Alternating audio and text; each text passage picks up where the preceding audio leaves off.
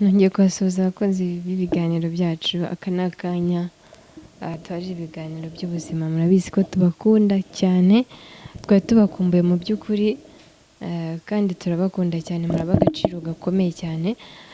Kuri uyu munsi rero mu by'ukuri nari mbakumbuye, wowe udukurikiye aho uri hose, wumve yuko nkusuhuje kandi muhaye ikaze mu kiganiro cy'uyu munsi. Uyu munsi rero tugiye kuganira ku kiganiro cyiza cyane cyerekeranye n'ubuzima n'ubundi muri rusange.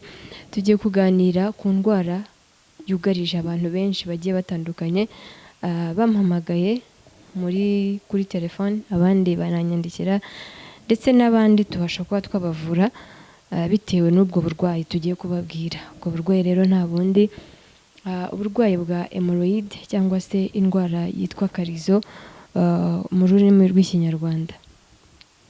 Iyi ndwara rero ni indwara mbi, ni indwara izengereza umuntu uyifite, ni indwara ibuza amahoro umuntu wese uyifite, usanga afite ikibazo ku buryo imubangamira ahantu ari hose. Niyo mpamvu rero ngiye kuyikuganiriza, ese ifata gute, ese ibimenyetso byayo nibi, ese iterwa n'iki. Ibyo byose nibyo ngiye kukuganiriza, hanyuma ubashe kumenya uburyo wayirinda ndetse ubashe no kumenya uburyo wayivuramo mu gihe ufite icyo kibazo cya hemorrhoide. Ntujye kure rero, nkwaye ikaze kuko ni ibintu birebire, ariko ntabwo ari ibintu birebire cyane. Ndatangira nkubwira se iyi ndwara iterwa n'iki.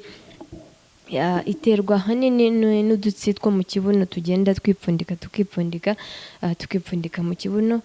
Wa muntu ugiye kwituma ugasanga atangiye kudukomeretsa, tukaba twatuma amaraso aza ku mwanda wo mu kibuno mu cya gihe amaze kwituma, cyangwa se wa muntu ushobora guhora arwaye impatwe cyangwa se constipation, kwituma byo bikamugora, usanga nawe uwo muntu ahura n'icyo kibazo. Sometime, ntabwo ari bose, ariko please, constipation yawe igenda yiba ndende ituma urwara iyo ndwara ya hemorrhoide. Ikindi kandi, wa muntu usanga ahora yicaye ahantu hamwe atabasha kumuvinga, akazi ke kose, ibintu bye byose ahora abira yicaye hasi, nawe bishobora kumuviramo ingaruka zo kurwara hemorrhoide.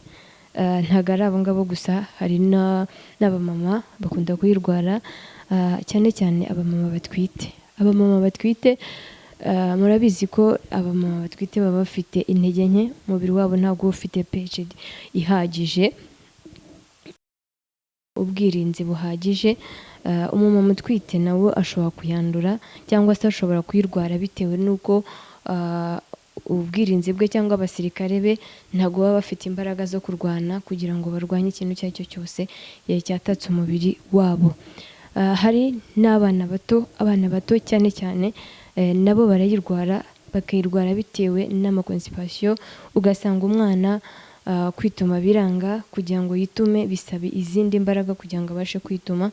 Abo bana batoya nabo bakunda kuyirwara kuko nabo baba bafite ubwirinzi butoya, cyangwa se abasirikare babo ntabwo baba bafite imbaraga ku buryo babasha guhangana n'ikibazo icyo ari cyo cyose kije ku mubiri wabo. Ntabwo ari abo gusa, ndetse n'abandi muri rusange, abantu bakuru, abapapa, abamama, bose barazirwara, ariko ni indwara izengereza umuntu. Usanga twa dutsi nk'uko nababwiye tuza mu kibuno, ugasanga kakamubuza kuba yakwicara. Rimwe na rimwe hari igihe kiba kinini, ugasanga umuntu asigaye agenda yambaye ikanzu nk'aho ari umusilamu, kandi mu by'ukuri atari umusilamu, kuko yamubujije kuba yakambara ipantaro, kuko iyo ayambaye arababara ndetse akanatonekara. Iyo bigeze noneho mu gihe cyo kujya kuri toilette kwituma, usanga noneho hari ikibazo gikomeye, usanga ahamagara abantu bakamufasha kubw'uko yabuze uko yituma bitewe n'iyo ndwara. Urumva ni indwara mbi kandi ni indwara ikomeye ibangamira umuntu. Utanayivuje ushobora kuba wanapfa bitewe n'uko please ugenda usunika, umwoyo ushobora gusohoka bikakuviramo n'urupfu. Niyo mpamvu nkushishikariza kuba wayivuza niba uyifite, cyangwa se niba uzi umuntu ufite icyo kibazo wamufasha. Ndabakunda rero, niyo mpamvu mpora mbifuriza ibyiza. Indwara z'ubundi kugira ngo umuntu agere kuri etape yo kuba yarwara constipation bigezaho, ese biterwa n'iki? Ni ukuvuga ngo ahanini biterwa n'imirire turya, imirire itari myiza. imirire itaboneye ishobora gutuma urwara iyi ndwara ya hemorrhoide. Ni ukuvuga ngo abana batoya bararushya, bakunda kurya, kurya kwabo biragorana. Iyo umwana rero atarya n'ibyo ariye bikamuhera mu nda, samutema ashobora kuba yarwara constipation, ikaba yanamuviramo icyo kibazo cya hemorrhoide. Ni ukuvuga ngo hari abantu hemorrhoide yabisohoka, hari n'abo iguma imbere, ahubwo mu kibuno cye ugasanga hagenda hagatukura cyane bitewe n'uko uburwayi bugenda bukura. Ni ukuvuga ngo rero ushobora gufata indyo yuzuye nk'uko bahora bayidushishikariza leta y'igihugu yacu, n'abayobozi beza badushishikariza kurya indyo yuzuye, kuko buriya indyo yuzuye ni indyo ifasha umuntu kurwanya indwara iyo ari yo yose. Niba wariye indyo yuzuye ukaba uzi ibiyigize, nta kabuza ntabwo wapfa kurwara izo ndwara zigenda zataka bitewe n'imirire. Ikindi kandi hari ukurya ibiryo ushobora kuvuga ngo iyo ndyo wayiteguye kuko wafashe indyo yuzuye uzi kuyitegura, ariko noneho ntubigirire isuku, cyangwa se uwo wabihaye ngo abitegure ntabitegurane isuku, uko yabiteguranye umwanda, nabyo bishobora gutuma urwara ya constipation cyangwa se ya hemorrhoide, kubera ko ibiryo wariye nubwo yari indyo yuzuye ariko ntabwo yari ifite isuku ihagije. Urumva ko ni ikibazo gikomeye. Ikindi kandi ni ukuba umuntu atanywa amazi, ahubwo ahora yumva yuko amazi ataraye, ashobora nawe kurwara iyo ndwara bitewe n'uko atitaye ku mazi. Niba wariye, umubiri wacu ukenera amazi cyane kuko ibitugize ahanini ni amazi. Nababwira rero ese mu buryo umuntu yayivuramo ni ubuhe, nibwo tugiye kubabwira, ndetse tunabereke se ni gute umuntu akora umuti, ni gute umuntu yawitegurira ubundi akaba yakira akagira ubuzima bwiza. Ikintu cya mbere ndabanza mbagira inama, hanyuma nimara kubagira inama ndakubwira turatangira uburyo twategura umuti wacu, tubereke se wawutegura gute hanyuma ukabasha kuba wakwivura. Ni ukuvuga ngo ikintu cya mbere na mbere, niba wariye ya ndyo yuzuye nk'uko nabivuze, mu mbuto uzajya ukunda kurya imbuto z'imizabibu, wa muntu uzi ko afite ikibazo cya constipation. Ikindi hari kwa kundi umuntu avuga ngo tungurusumu ntabwo iranuka cyangwa se ngo igira oderi itari nziza. Ibiryo bya buri munsi ushobora kujya ufata tungurusumu ukazishyiramo kugira ngo tungurusumu ibashe kuba yatuma amaraso yawe atembera neza mu mubiri, cyane ko biterwa ahanini nanone umwijima wawe udakora neza, cyangwa se udakora akazi kaho neza ushinzwe, cyangwa se umwijima wawe urwaye nawo bishobora kukuviramo indwara ya hemorrhoide. Ni ukuvuga ngo rero niyo mpamvu nkubwiye ngo ugomba kwibanda ku mbuto z'imizabibu, ukaba arizo ukoresha mu gihe uzi ko ufite ikibazo cya constipation, cyangwa se mu gihe uzi ko ukunda kumva muri wowe witumye wenda ukazana amaraso, ubwo ya kakarizo kaba katarasohoka ariko biba biri mu nzira. Ni ukuvuga rero niba wariye izo mbuto, ikindi ushobora gufata pisari na katsi kamera hanze, ndaza kukakwereka.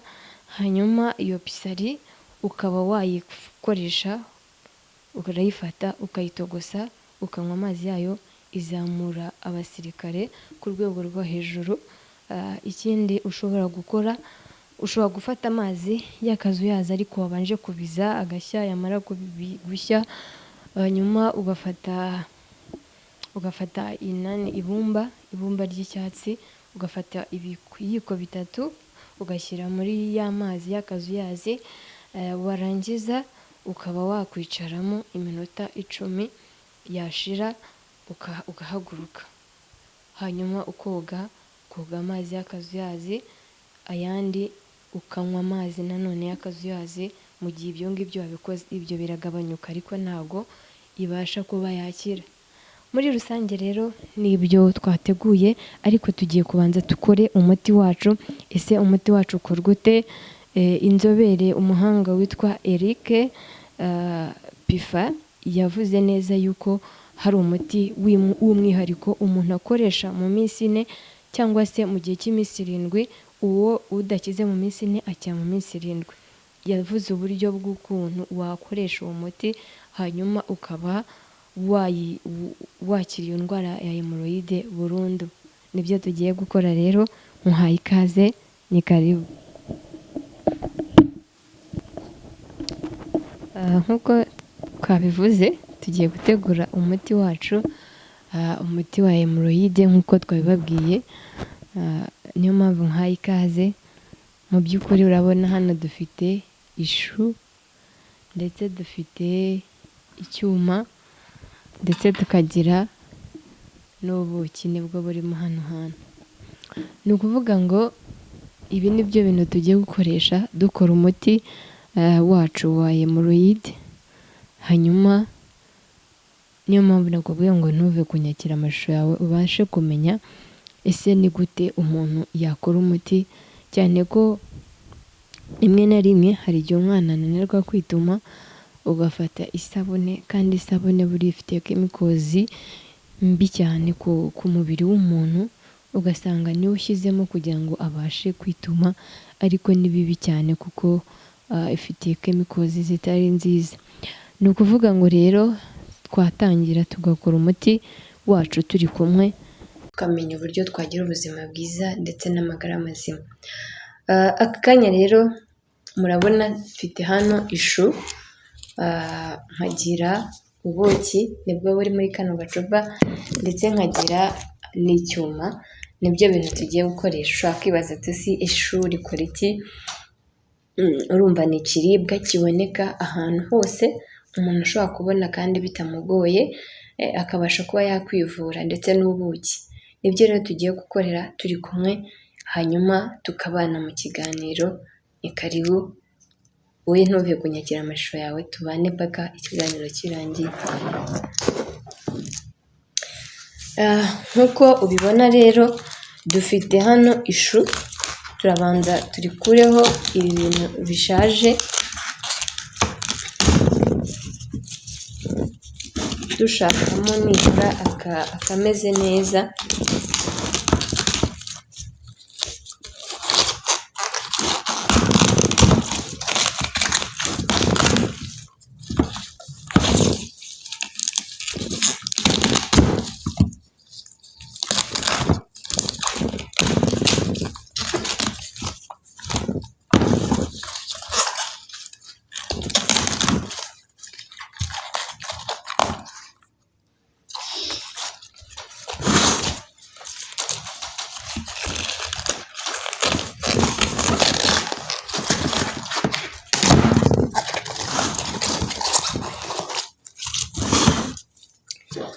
Muri rusange turakoresha ikibabi cy'ingiki dukunda kujugunya.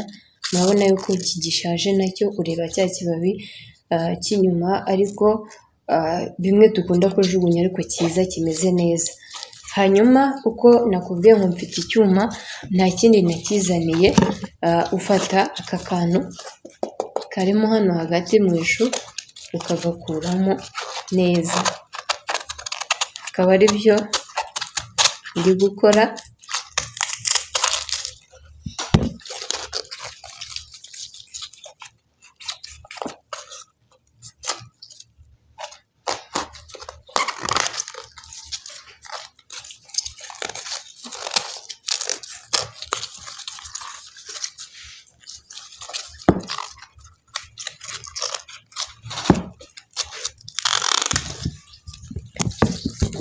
Hanyuma iyo umaze kugakuramo haba hasigaye kino kibabi, uragifata ukakijyana ku muriro ugashyiraho gutya, ukakibabura kikoroha, kigakubitwa n'umuriro, n'inyuma naho hose ukahababura. Ubwo rero tuvuye mu gikoni ubwo kukibabura, turahita dufata ubuki bwacu aribwo tugiye gukoresha, then tugisige.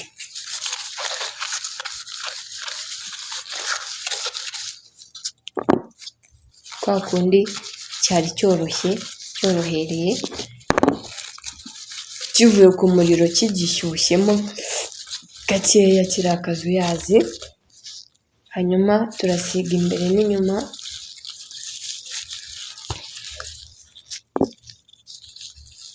Tumajije gusiga imbere ndetse n'inyuma, uhita ufata cya kibabi cyacu ukakizingazinga, ukazinga neza. Nibyo rero ndi gukora, ndi kukizinga. Hanyuma iyo wamajije kugishyira ku muriro kiba cyoroshye cyane, kirazingika kikamera nk'agakoni cyangwa se nk'agati gatonya nyine kameze nk'akaziga.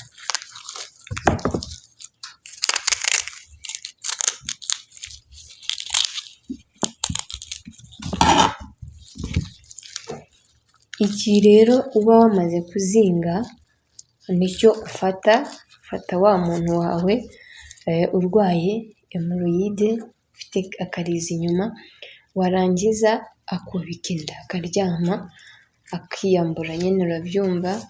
Hanyuma aka kantu wazinze kameze nk'agati ukagafata ukinjiza mu kibuno cyiwe, ukagenda ugiramo gake gake paka hasigaye ka kantu k'inyuma gatonya ubona ko gufatiraho kugira ngo ubone icyo ufata uza kugakuramo. Hashira isaha wa muntu acyubitse inda, hanyuma yamaze